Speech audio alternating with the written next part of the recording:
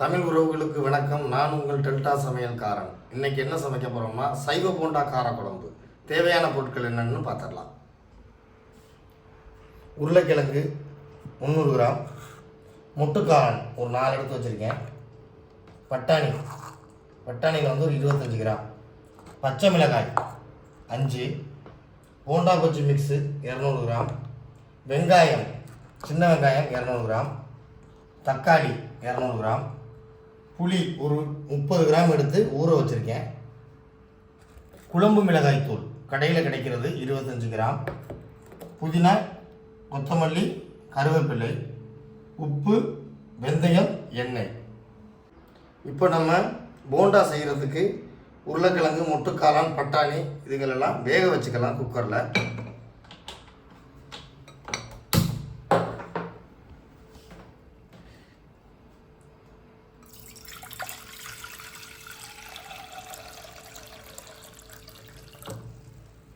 தேவையான அளவு தண்ணி,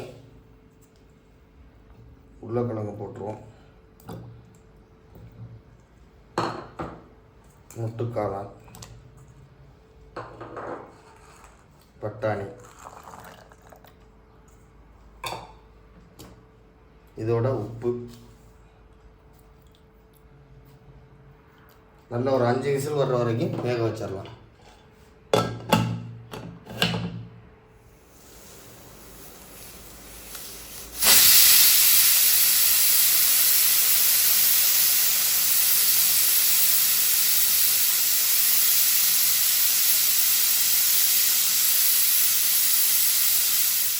இப்போது வேக வச்ச உருளைக்கிழங்கு, முட்டுக்காளான், பட்டாணி எல்லாம் வெந்துருச்சு. முட்டுக்காளானை சின்னதாக கட் பண்ணி வச்சுருக்கேன்.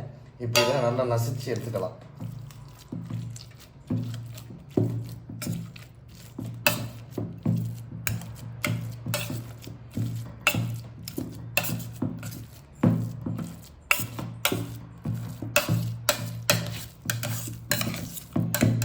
இதோட பச்சை மிளகாய் 5 பச்சை மிளகாயில் 2 பச்சை மிளகாய் சின்னதாக வெட்டி வச்சுருக்கேன், அதையும் இதில் கலந்துக்கலாம்.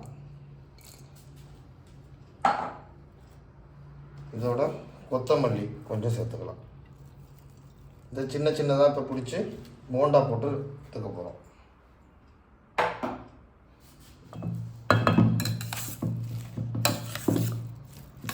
இப்போ சின்ன சின்னதாக உருண்டை பிடிச்சி வச்சுக்கலாம். அதுக்கப்புறம் போண்டா பஜ்ஜி மாவை கலந்து அதில் போட்டு போண்டா ரெடி பண்ணி எடுத்துடலாம். நம்ம தேவைக்கேற்ப பெருசுன்னா நம்ம முடிவு பண்ணி அதுக்கேற்றபடி பிடிச்சிக்கலாம்.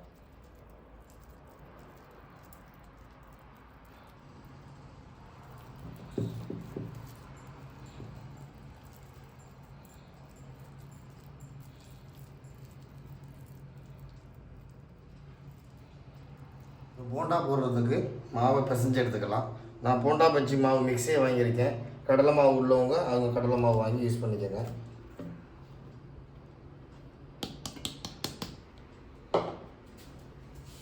நல்லா கட்டியாக மாவை பிசைஞ்சு எடுக்கணும், தண்ணி ஆயிடக்கூடாது.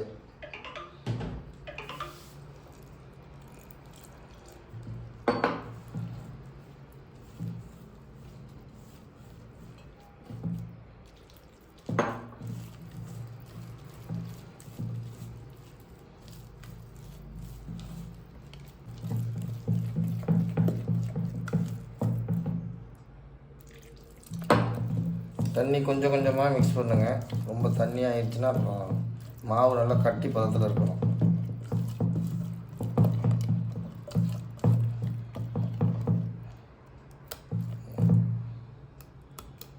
இந்த பதத்தில் எடுத்துக்கோங்க.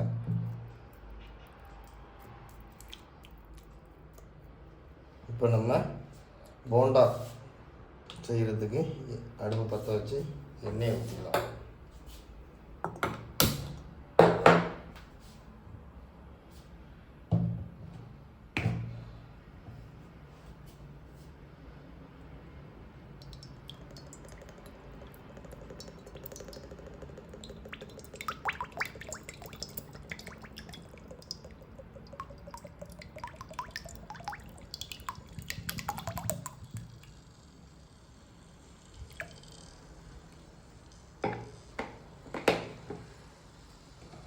எண்ணெய் நல்லா காயட்டும்.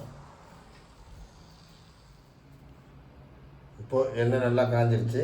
இப்போ சிம்மில் மாற்றிட்டு ஃப்ளேமை நம்ம போண்டாவை போட்டு எடுத்துடலாம்.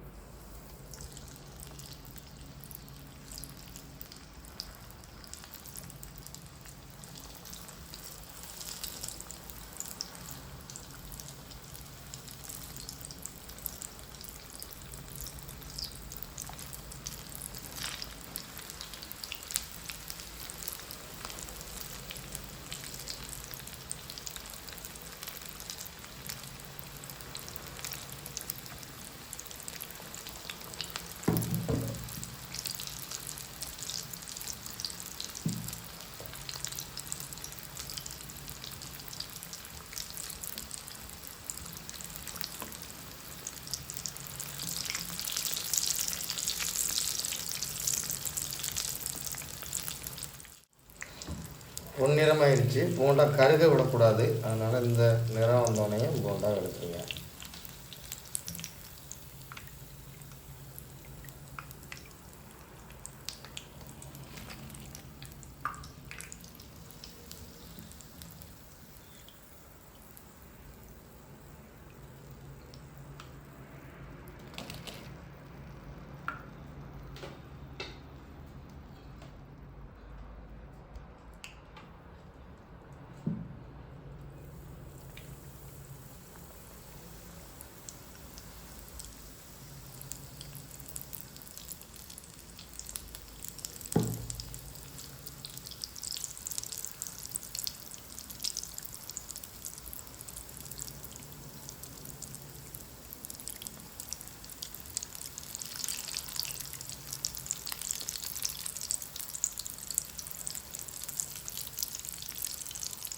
இப்போ நம்ம போண்டாவுக்கு எடுத்த மாவில் கொஞ்சம் பாக்கி இருக்குது, அதனால் வெங்காயத்தை ஸ்லைஸ் அப்படி வெட்டி போட்டு இதை எடுத்து பொரித்து குழந்தைங்களுக்கு ஸ்நாக்ஸாக கொடுத்துடலாம்.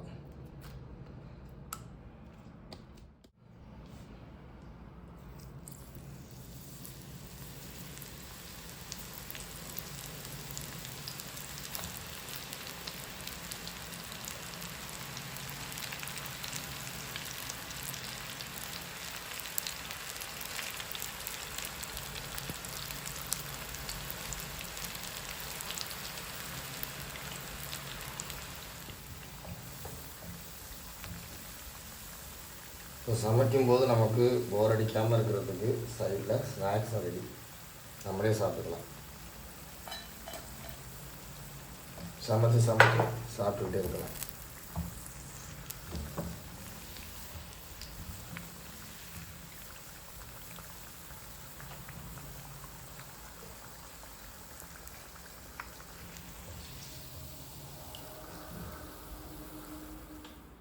குழம்பு எப்படி செய்யுதுன்னு பார்த்துடலாம். போண்டா ஆல்ரெடி ரெடி பண்ணி வச்சாச்சு. இப்போ நம்ம குழம்பு ரெடி பண்ணிடலாம். சட்டி நல்லா காயட்டும். எண்ணெய் ஒரு 50 மில்லி,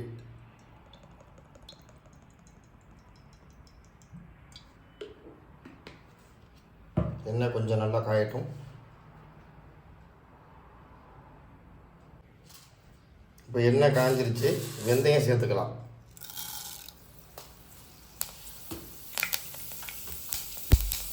இதோட வெங்காயம் சேர்த்துக்கலாம்.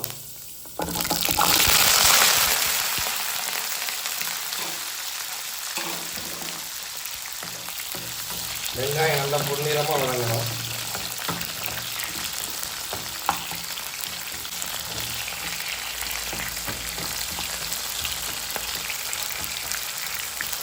நல்லா வதங்கணும். அதுக்கப்புறம் இதோட சேர்த்து தக்காளியை வதக்கிக்கலாம்.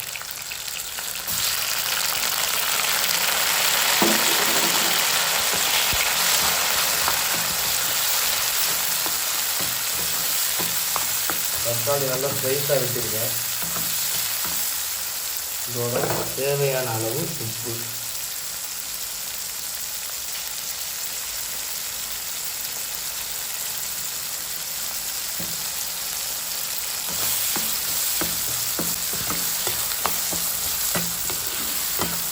பூண்டு சேர்த்துக்கலாம். இதோட பச்சை மிளகாய் சேர்த்துக்கலாம்.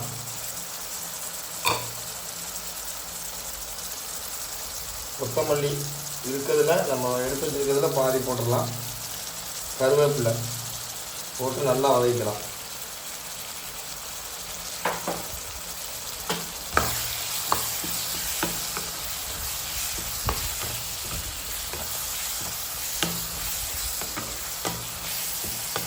இப்போ இதோட நம்ம குழம்பு மிளகாய் தூள் 25 கிராம் போட்டுக்கலாம்.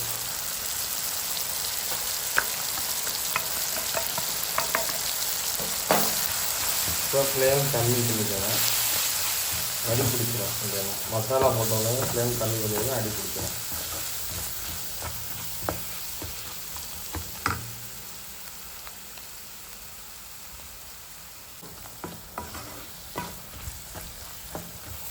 நல்லா வதங்கிடுச்சு. இப்போ நம்ம எடுத்து வச்சுருக்க புளிக்கரைசலை சேர்த்துக்கலாம்.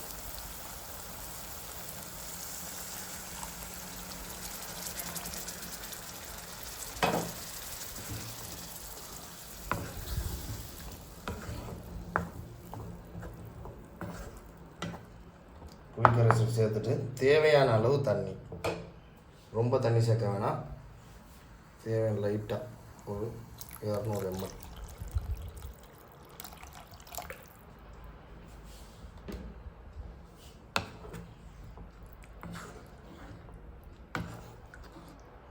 குழம்பு நல்லா கொதிக்கட்டும்.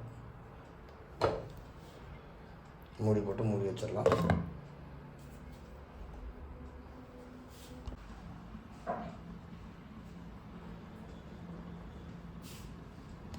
இப்போ குழம்பு நல்லா கொதிச்சிருச்சு.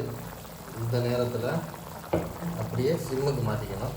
மாற்றிட்டு நம்ம ரெடி பண்ணி வச்சுருக்கிற போண்டாவை இதில் உள்ள போட்டுடலாம். சிம்மில் தான் போண்டா போடும்போது சிம்மில் வச்சிடணும், ஹை ஃப்ளேமில் வச்சிடாதீங்க. அப்படியே ஒரு 5 நிமிஷம் சிம்மிலேயே இருக்கட்டும்.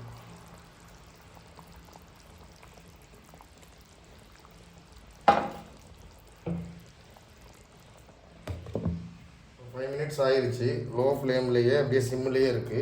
இப்போ மீதம் இருக்க கொத்தமல்லி தலையை போட்டு அப்படியே இறக்கிற வேண்டியதான்.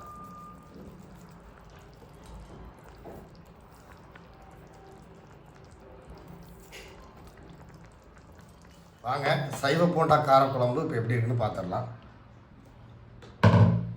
சூப்பராக இருக்குது. ஸ்மெல்லு சூப்பராக இருக்குது. நல்ல ஸ்மெல்லு. சின்ன வெங்காயம் நல்லா வதங்கியிருக்கு. இப்போ நம்ம போண்டா பாருங்கள், உடையவே இல்லை, அப்படியே இருக்குது.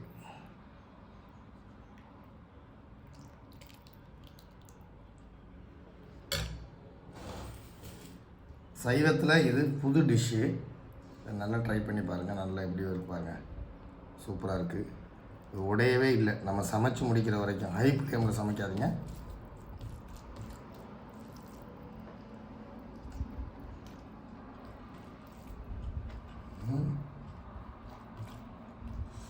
நல்லா காரம், அந்த புளி நல்ல பழைய நல்லா இறங்கியிருக்கு. சூப்பர் புளிப்பாக இருக்குது. நல்லா காரமாக அந்த அளவுக்கு இருக்குது. இப்போ போண்டா அப்படியே சாப்பிடுவோம்.